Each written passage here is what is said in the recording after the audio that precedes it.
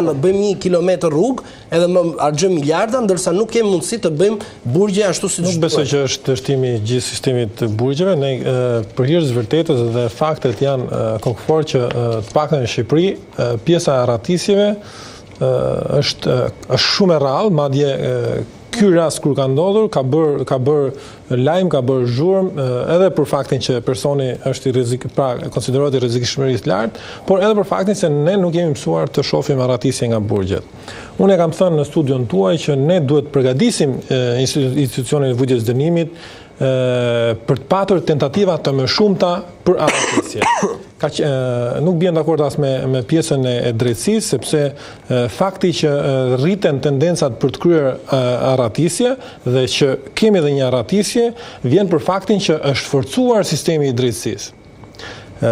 Mbaj mend para një viti e gjys kemi qenë këtu në këtë studio dhe kam thënë që Drejtoria e Përgjithshme e Burgjeve duhet filloj të mendoj seriozisht dy gjëra. Një, ngritjen e sistemit kundër dron, që është një sistem i nevojshëm sepse rritet procesi futje lëndë narkotike, armëve, eksplozive, por deri në eliminimin e kundërshtarëve nga jashtë brenda në ajrosje apo në dritare etj. Dhe dy, duhet përgatisi personelin për të patur tentativa arratisje. Unë nuk e dija që do arratiset mas i viti e gjys ky, por dija që duke u mbyll dyert që kishin apo duke humbur çelësin tek sistemi i drejtësisë që në shumë raste kanë fituar drejtësinë në mënyrë të padrejtë dhe është blerë drejtësia, kur mbyllen këto dyert, tendencat për të arratisur do të rriten në sistemin e burgjeve. Ervin, sa të sigurt janë tani që kjo gjithë mos frymëzoj dhe të ketë arratisje tjera, sepse e zbuloj gjithë, e nxori shumë zbuluar, gjithë zinxhirin. Tani, duhet kemi parasysh që ky për mendimin tim se ne shkojmë në burgje tjera, për shkak të punës kemi shkuar në burgje tjera. Domethënë që duhet kemi parasysh që rekrutimi i drejtorëve, rekrutimi i personelit, ata persona të jenë të trajnuar. Domethënë duhet ketë edhe kriterin fizik. Pra të jenë edhe të fizikshëm. Për shembull, ai vrapin, domethënë, nëse ai vrapoi me vrap, polici burgjeve duhet të ishte më i shpejt që ta kapte. Dhe nuk ishte, dhe për mua ka bërë mirë që nuk ka përdor armën, pra drejt, se si ishin kushtet e përdorimit të armës zjarri që ta qëngonte nga mbrapa. E para, rekrutimi personave dhe duhet të rritet para se ne kemi folë edhe herë tjetër, po të ishte më i shpejt se ai të shkonte nga mbrapa ta kapte. Kaq, ç'është problemi ka? Këtu siç bëjnë njerëzit ne shohim për vrap nga liçeni, ti edhe punojës e policisë të bëjnë vrap. Ata nga liçeni të si. Po shkojnë të kapim, dhe kjo është puna. Ti ke pa në çdo vend botës, policit ndjek nga mbrapa. Prokurori e thot pak me shaka, po disa kritere ekstra duhet. Si rekrutohen, Ervin, si rekrutohen personelet të burgjit? Me konkurim, zakonisht me pjesa e policëve të rinj, për shembull kishin disa kritere dhe dallohen.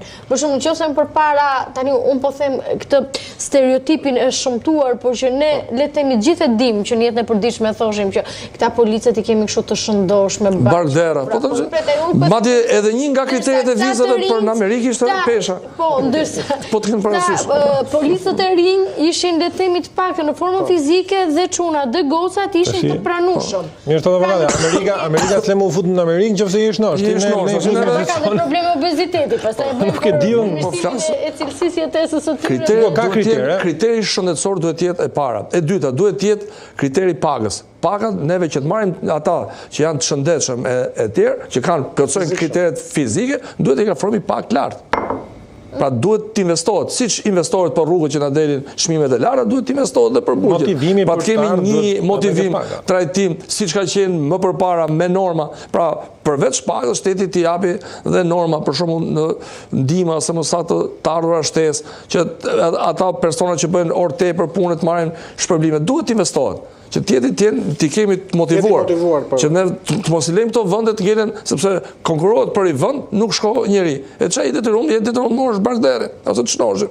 Kjo është. Neve duhet të rrisim, ti ishte rroga 1.500 euro në muaj, 2.000 euro, do ketë dhe konkurim, të rritin pagat, se kjo është. Neve s'mund të rremi me një investim shumë vogël të kërkojmë cilësi. Edhe vera e mirë ka çmim të lartë. Kështu që edhe ti do marrësh njerëz të mirë.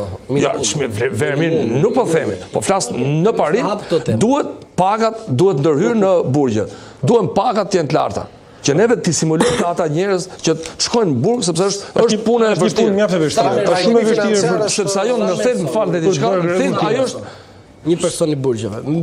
Besoj të 800.000 lekë, besoj. Diçka më pak. Edhe më pak. Edhe Edhe policisë thjesht më pak. Rrogat duhet të jenë rroga të larta se janë sepse ky person që rrin në burg, 8 orë e kalon 1/3 e ditës e kalon në burg. Mund të 8 orë dyshosh fle gjumë dhe i bie kompromentohet.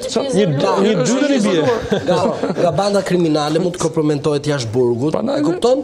Pra ti duhet t'i arrisësh sa më shumë paran pra e rrogës, që ai mos të thot pra jo po apo jo, pra të thot refuzoj çdo gjë.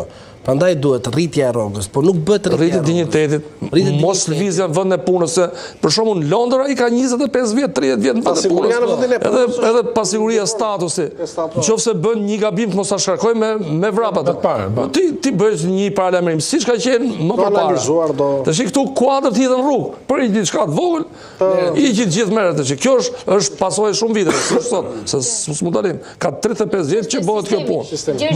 Masa disiplinore për shkak, jepet masa disiplinore, nuk rri masa disiplinore pafund. Mbaron viti shuhet masa. Ku e masa lehtë, por masa rënd ka 2 vjet, 3 vjet. Pra duhet të stimulojmë. Plagosi rënd që është vepër penale rehabilitohet, që është 3 vjet e ka 5 vjet rehabilitimin. Masat administrative janë të përjetshme. Vetëm në Shqipëri kjo.